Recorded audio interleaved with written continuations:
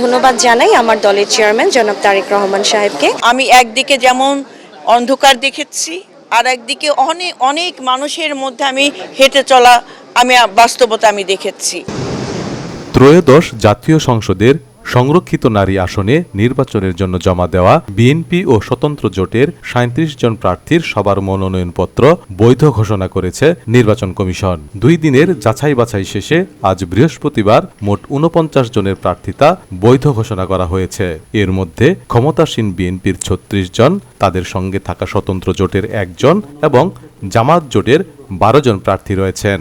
সংসদে আমি যেতে চেয়েছিলাম শুধু একটা আসন পাওয়ার জন্য নয়, বরং সেখানে বাংলাদেশের বিভিন্ন বাস্তবতা নিয়ে আমি সেখানে তাদের প্রতিনিধি হয়ে আমি সংসদে যেতে চেয়েছিলাম।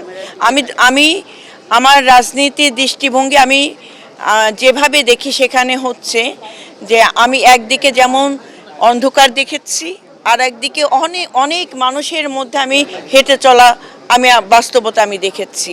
আবার অপরদিকে রাষ্ট্রের ভাষা, নীতি, আইন নিয়ে বোঝার ক্ষমতা আমার আছে। আমি ডাক্তার সানসিলা জেবরিন প্রিয়াঙ্কা। আলহামদুলিল্লাহ, আজ মনোনয়ন পত্র বৈধ ঘোষণা করা হলো নির্বাচন কমিশন থেকে। আমি মহান আল্লাহ তাআলার কাছে শুকরিয়া জ্ঞাপন করি এবং ধন্যবাদ জানাই আমার দলের চেয়ারম্যান জনাব তারেক রহমান সাহেবকে। রাজনৈতিক এই পদযাত্রার আমার যে ত্যাগ, সেটার মূল্যায়ন করেছেন। যত আন্দোলন সংগ্রাম হয়েছে, যত ঝুঁকিপূর্ণ প্রোগ্রাম হয়েছে, আমি সব কর্মসূচিতে সামনে থেকেছি। তো এটা তো রাষ্ট্র পরিচালনা, এখানে বিশাল দায়িত্ব, এখানে তো আমার অবহেলা করার কোনো সুযোগ নাই। 3 বছর পার না হওয়ায় জামাত জোটের শরিক এনসিপির প্রার্থী মনিরা শারমিনের মনোনয়ন বাতিল করা হয়েছে। এছাড়া কোনো দল বা জোটের সমর্থন না থাকায় 3 জন স্বতন্ত্র প্রার্থীর মনোনয়নপত্র বাছাই বাতিল হয়ে যায়। আজকে পর্যন্ত যে মনোনয়নপত্রগুলো পাওয়া গেছে, প্রত্যাহার পর্যন্ত যদি সেগুলো বহাল থাকে, আমার মনে হয় অনেক এই পর্যায়ে অন্তত বিএনপি বাংলাদেশ জাতীয়তাবাদী দল এবং তার জোট পর্যায়ে হয়তো নির্বাচনের সুযোগ থাকবে না এবং স্বতন্ত্র হয়তো সুযোগ থাকবে না, কিন্তু আমাদের অপেক্ষা করতে হবে প্রত্যাহারের শেষ সময় পর্যন্ত।